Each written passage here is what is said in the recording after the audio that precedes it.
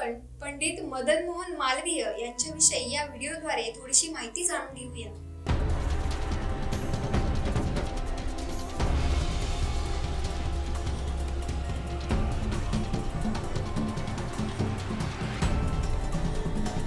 मदन मोहन मालवीय यांचा जन्म अलाहाबाद येथे झाला। घरची परिस्थिती गरिबी होती। वडिलांचे नाव वज्रनाथ। त्यांच्या घरात बालपणापासून धार्मिक वातावरण होते। आजोबा वडील रामायण व महाभारत यांच्या कथा करत होते। लोकांकडून मिळणारे धान्य व पैसे यावर त्यांचा उदरनिर्वाह चालत असे। पैशाची गरिबी जरी असली तरी मनाची श्रीमंती फारच मोठी होती। लहानपणापासून अतिशय बुद्धिमान असलेल्या मदन मोहन मालवीयांना शिक्षण घेण्याची आसक्ती होती। घरची परिस्थिती बेताचीच असल्याने जेमतेम प्राथमिक शिक्षण पूर्ण केले।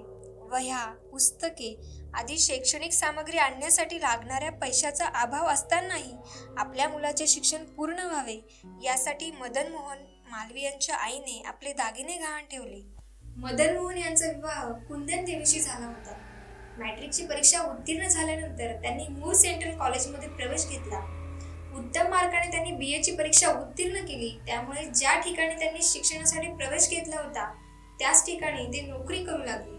त्यांनी काही काळ नोकरी केली। शिक्षणाबरोबर मुलांना शुद्ध आचरणाचे धडे शिकवण्यावर मालवीय यांनी भर दिला। हायस्कूलची नोकरी सोडून त्यांनी Indian Union, Abhyudaya, Hindustan, Leader अशा काही इंग्लिश व हिंदी वृत्तपत्रकांचे संपादन केले।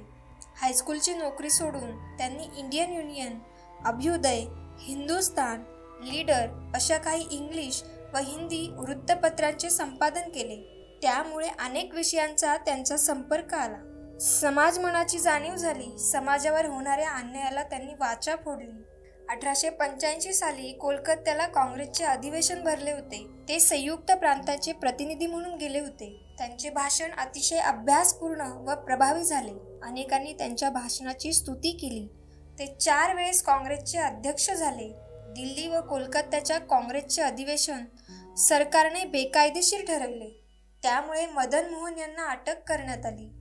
मदन मोहन यांनी कायद्याचा अभ्यास करून वकील परीक्षा उत्तीर्ण केली व काही काळ वकिली केली। काँग्रेसमधील काही विचार मान्य न झाल्यामुळे त्यांनी चित्तरंजन दास व मोतीलाल नेहरू यांनी काढलेल्या स्वराज्य पक्षात प्रवेश केला। हिंदू धर्माचा त्यांचा गाढा अभ्यास असल्याने मालवीयांनी हिंदू धर्माचा प्रचार करण्यास सुरुवात केली। मालवीयांच्या या कृतीला प्रतिक्रिया म्हणून मुस्लिम नेत्यांनी काही संघटना काढून हिंदूंच्या विरोधात प्रचार केला व हिंदूंच्या कत्तलही करण्यात आल्या। त्यावेळी त्यांनी काही मुसलमानांना शुद्ध करून हिंदू धर्मात घेतले। हिंदू धर्मात अनेक जाती जमाती असल्या तरी आपण सारे एक आहोत याची जाणीव सर्व समाजाला करून दिली। बनारसला हिंदू विद्यापीठ स्थापन केले। त्याच्या माध्यमातून भारतीय संस्कृतीचे शिक्षण देण्यास प्रारंभ केला। पत्नीच्या निधनानंतर ते मनाने थोडे खचले। 1946 साली देशातील वेगवेगळ्या भागात भीषण जातीय दंगली सुरू झाल्या। त्यांच्या भावुक मनावर फार परिणाम झाला। आयुष्यभर केलेले कार्य त्यांच्या डोळ्यांसमोर उभे राहिले। आपल्या कार्याबद्दल ते समाधानी होते। आज बनारस येथे स्थापन केलेल्या हिंदू विद्यापीठाचे कार्य अखंडपणे सुरू आहे। हिंदूंच्या संस्कृतीचा प्रसार अव्याहतपणे सुरू आहे।